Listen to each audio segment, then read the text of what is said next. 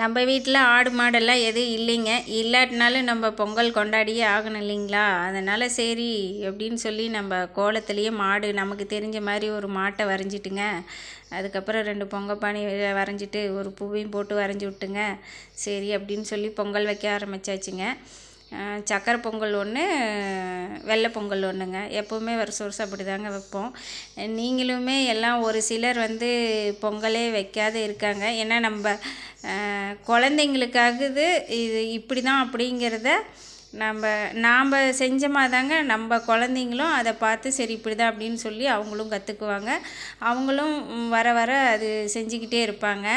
ஏன்னா நாங்கள் ஒரு 4-5 வருஷமாக செய்யலைங்க. நாங்கள் கொஞ்சம் வாடகை வீட்டிலலாம் குடியிருந்தோம். அப்போல்லாம் நாங்கள் செய்யலை. மாமியாரெல்லாம் பொங்கல் வச்சிக்கிட்டு இருப்பாங்க.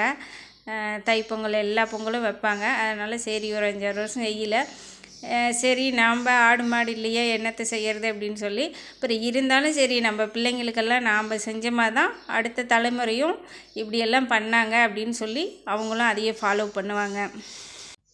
இடமே இல்லைன்னா கூட நம்ம ஒரு உள்ளார கேஸ்லேயே கூட இப்படி தான் பொங்கல் எல்லாம் கொண்டாடணும் அப்படின்னு சொல்லியாவது குழந்தைங்களுக்கெல்லாம் சொல்லி கொடுங்க. ஏன்னா இந்த வருஷம் வைக்க முடியாதவங்க கூட அடுத்த வருஷம் வைங்க.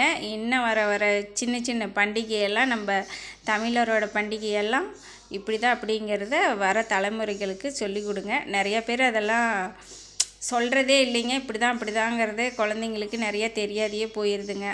சரி நமக்கு தெரிஞ்ச மாதிரி நாங்களும் இந்த மாதிரி மஞ்சள் எல்லாம் கட்டி பொங்கல் எல்லாம் வச்சாச்சுங்க. பொங்கலும் வச்சு முடித்து கரும்பும் வெட்டியாச்சுங்க. அத்தை வந்திருந்தாங்க. அத்தையும் சரி அப்படின்னு சொல்லி பொங்கல் வைக்க பொங்கலுக்கே 2 நாளைக்கு முன்னாலேயே வந்துட்டாங்க. பொங்கல் வச்சுட்டுங்க இதை ஆரத்தி எடுக்கிறதுங்க. எப்பயுமே நாங்கள் பொங்கல்லாம் வச்சுட்டு பின்னால் ஆரத்தி எடுப்போங்க.